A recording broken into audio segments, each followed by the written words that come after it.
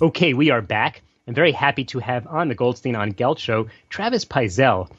Travis and his wife accumulated $109,000 of credit card debt during their first 13 years of marriage, and then it took 55 months to pay it all off.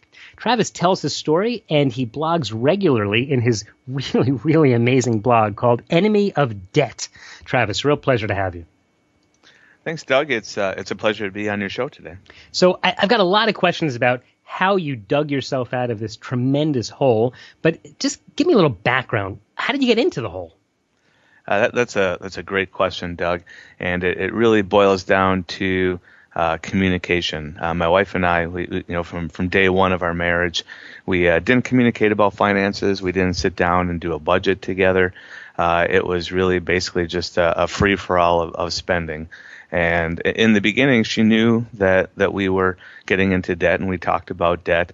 But we always had the opinion that, and we both had great jobs, that the next pay raise would put us over the edge of, where our income would outpace our spending, and that never happened, right? Because once you start spending, you just continue increasing your spending, and eventually our debt grew so much that I started to become embarrassed of it and felt like a failure as a husband and as a father to really admit, where we were at with our finances. So I started to honestly hide it from her. And, at that point, it just became trying to get from payday to payday, right? What do I need to do to get to the next payday? What credit card balance do I need to transfer?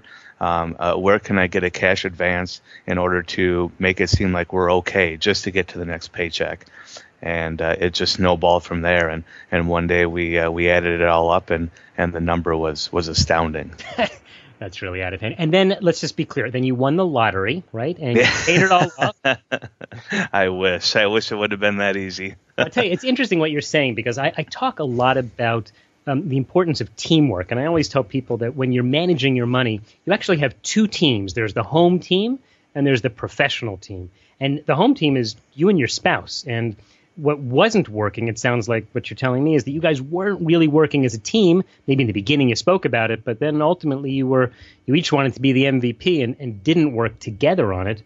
And then ultimately, by coming back together and working as a team, you were able to work through this problem. Yeah, and that's exactly right, Doug. When we got to a point where we really hit, critical mass, we hit that financial breaking point where we just couldn't do it anymore, right? There were no more credit cards to get money out of. There was no more, there's no one else that would give us a new line of credit. And we got letters in the mail from a major creditor that essentially told us that they weren't changing our interest rate, but they were changing the minimum payment policy from I believe it was 1% of the balance to 2.5%. And when we calculated what that was going to do to our payments, we were sunk. We weren't going to be able to make those payments. So it was, we had to do something. Did you think of just borrowing money from your family, which is such a common thing people do these days? We didn't, just because, first of all, the embarrassment factor of having, what we had done, and then just the sheer number, well, you couldn't borrow that much. Right. Who has $109,000 sitting around, right? So in borrowing the money, one of the things when you borrow money and you have it is you spend it. Were you happy? In other words, it's one thing to say, I don't like owing the money, but you must have had a lot of cool stuff. Yeah, and that's we had a lot of great memories. We took trips. We entertained a lot at our house.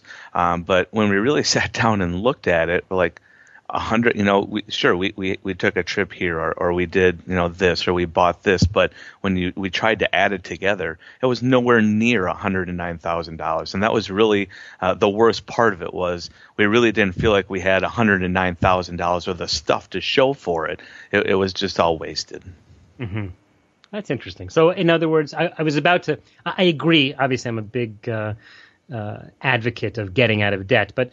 One of the things that people say is, well, I get to do stuff with the money, and that's what makes me happy. I get to borrow from the future in order to live well today. And I want people to live well. I'm not a proponent of, living in a hole. But what you're saying is that the money that you spent on things that actually did improve your life, like a trip or a real experience, was only a fraction of this $109,000? Yeah, and that's true. And eventually, when you hit that snowball, right, where things become so bad, the amount that we were paying in interest, each month to our credit cards, we were well past the point of being able to really enjoy taking money out of credit cards and spending beyond our means. At that point, it was just pure survival, and it wasn't any fun at all. We are talking with survivalist Travis Pizel. He also runs a blog called Enemy of Debt, where he teaches, based on his own experiences and the wisdom that he has accumulated over many years of handling money, how people should correctly handle their money. And before we go into a few techniques, Travis, I just want to ask you, how did you feel emotionally? And what was the emotional turnaround that made you and your wife decide to tackle and really declare war on this debt? Yeah, and my emotional state, at least I remember distinctly the months leading up to that financial breaking point. I've stared at the ceiling, not being able to sleep, trying to figure out how I'm going to buy food for my family. I've stared at the ceiling. I've made phone calls to the person that holds our mortgage, is saying it's going to be late this month. Trying to avoid collection calls, man. And it's. That is not a good place to be in. And when we got those letters from that creditor, knew that we couldn't make those payments. We knew we had to do something, and we weren't going to be able to do it on our own. And we actually had to use a debt relief program to help us get out of debt. But the real factor there was they gave us the structure to be able to pay off our debt, but unless you change the underlying behavior, unless you change what's really wrong underneath there, we could have paid off that debt and we would have just started accumulating it right away again. We really needed to change that underlying behavior, and that's what we worked tirelessly at for 55 months, and we continue to today. So let's focus on that a little bit more, because I think that the fact is people go into debt because they spend too much money. And when I discuss this with my financial planning clients, I can talk to someone who's earning $2,000 or $3,000 a month, or someone who's earning $20,000 or $30,000 a month, and they could both be in debt. And they neither. It doesn't seem to matter how much you earn; it seems to matter how much you spend. So, how do you change your behavior? Because I've never met anyone who says, Doug, I just burn money left and right. They all think they need the stuff they're buying.